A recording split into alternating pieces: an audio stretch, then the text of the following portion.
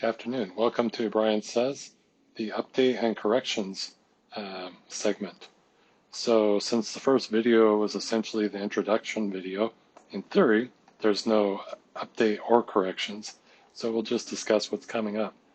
So as I mentioned in the opening video, Monday, the topic will be Robert Templin, offender number 122808.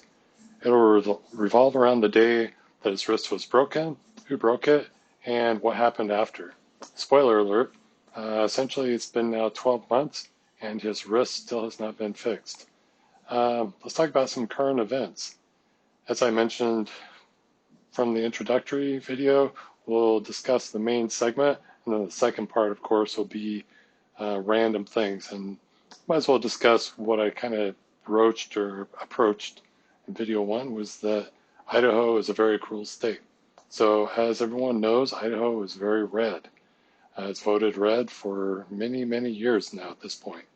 It literally bleeds red, and the blood, unfortunately, is not hypothetical or an illusion. This is actual blood.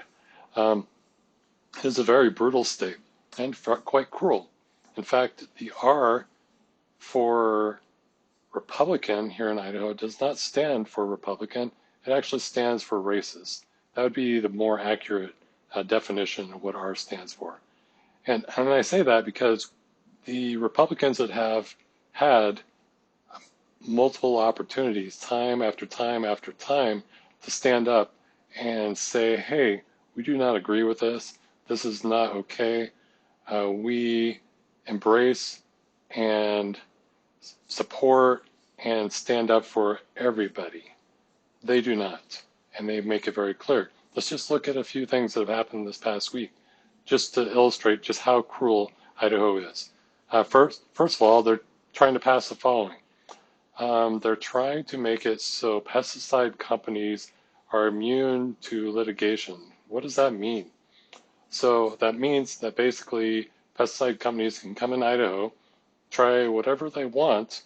If it just happens to get people sick and children die or you get cancer or any of those things, you're not able to sue and have recourse. We've seen this happen. I think Roundup is a very big one. So basically, this right Republican arm who came out against such things as vaccination, things that are actually scientifically proven, are saying, hey, we know you have these pesticides. We're totally cool with you trying them out on our children and on the adults. And hey, don't worry, you can come to Idaho and we won't sue you if you happen to poison and get people sick. That's baffling. The same people who are anti-vaccine. So here we are. Additionally, they are talking about removing rape and incest as a side, basically an acceptable reason to get an abortion. So they say it's okay for us to make you have a baby if you were raped, or if there's incest involved. We no longer want that as an exception to okay abortion. My question is, which lawmaker out there is having sex with their kids? Who's raping their housekeeper?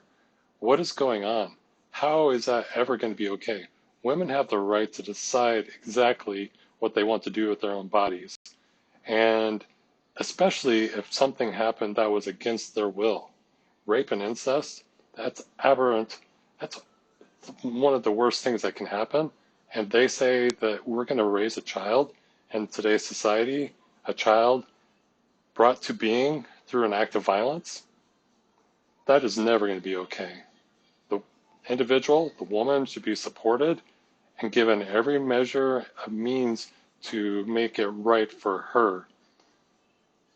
Our Capitol, those people at the Capitol, they have no rights or say in this matter. It's amazing that this is even happening. But that illustrates, again, just how brutal and red this state is. Additionally, what else is happening? Oh, putting guns in the hands of teachers. Most teachers that I've talked to over the years, they're there to teach, not carry a weapon and possibly have to shoot a kid. If you want to actually do something meaningful on guns, We need to look at guns in a totally different way. It's obviously not working. And putting a gun into every person's hand, I know this is a whole different topic, but a summer or so ago, I was talking to a bunch of instructors who taught gun safety. And I asked each one of them, because I talked to quite a few, this question. The majority of them, you should know, were former law enforcement services like armed forces, Air Force, Marines, etc. I said, hey, should anybody have a gun? And they're like, absolutely not. So why can't we make it so if you want a gun, we make it safe for everyone involved? There's a way to do this.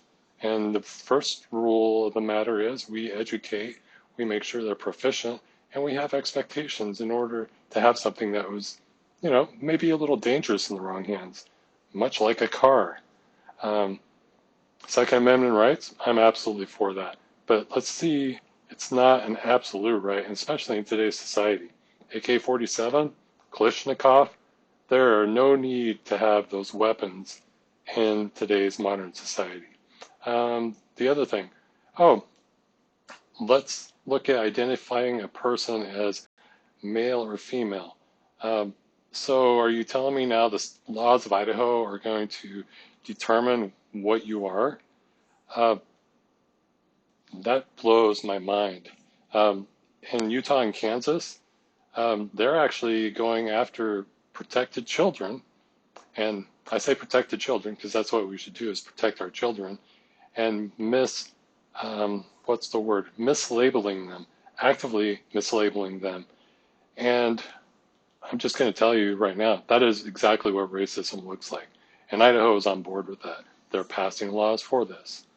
So Monday, moving on, Robert Templin is who we're going to be discussing, and we'll see what the end topic is after that.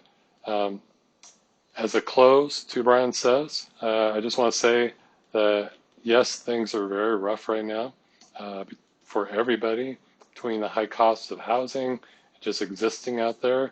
It's not easy. But we have a very substantial election coming up, and we can make some changes here in Idaho. And Idaho doesn't have to be a racist state, doesn't have to be a cruel state. We can make some changes and make things better for everybody. All right, everybody have a good day. Please be safe out there.